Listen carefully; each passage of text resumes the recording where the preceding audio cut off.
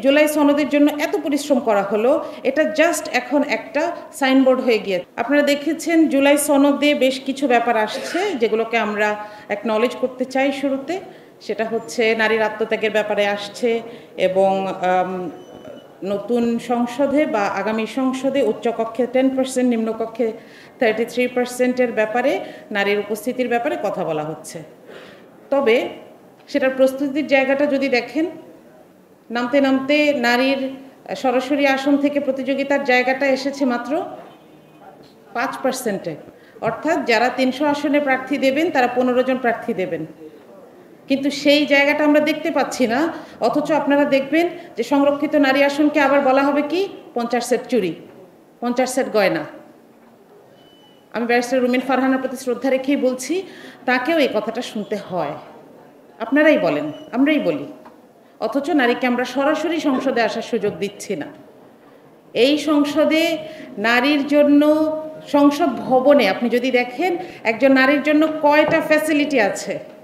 তার একটা fresh room, তার একটা ওয়াশরুম। এই বিভিন্ন কাজগুলোর জন্য আমাদের নারী সংসদ সদস্যদেরকেও ফাইট করতে হয়েছে এই আনটিল রিসেন্টলি। তাহলে এখানে আমরা এই প্রতিনিধিত্বগুলো ছাড়া কিভাবে বিশ্বাস করব যে আগামী সংসদ আমাদেরকে আবার আগের সেই প্রতিগন্ধময় জায়গাটাতে নিয়ে যাবে না? আমি এই প্রশ্নটাও আপনাদের মাধ্যমে করতে চাই রাজনৈতিক দলগুলোর কাছে। এখানে একটা বিষয় গুরুত্বপূর্ণ, আরেকটা সংযোজন আছে জুলাই সনদে, যে দুদকে 3 জন সদস্য ছিল আগে, এখন সেখানে 5 জন করার কথা বলা হয়েছে, সুপারিশ করার কথা বলা হয়েছে, যেখানে একজন নারী থাকবেন। এটাও একটা গুড স্টার্ট বলা যায়, not proportional but good start বলা যায়। তবে সব কিছুর পরে একটা ব্যাপার হচ্ছে, আপনারা জানেন আদেশ এবং অধ্যাদেশের পার্থক্য কী। এখানে বলা হচ্ছে আদেশ দেওয়ার এখতিয়ার এই সরকারের নাই। যে আদেশের ভিত্তিতে বা যেই কনসেপ্টের ভিত্তিতে এটা বলা হচ্ছে, সেই কনসেপ্টে কিন্তু এই সরকারেরই অস্তিত্ব নাই।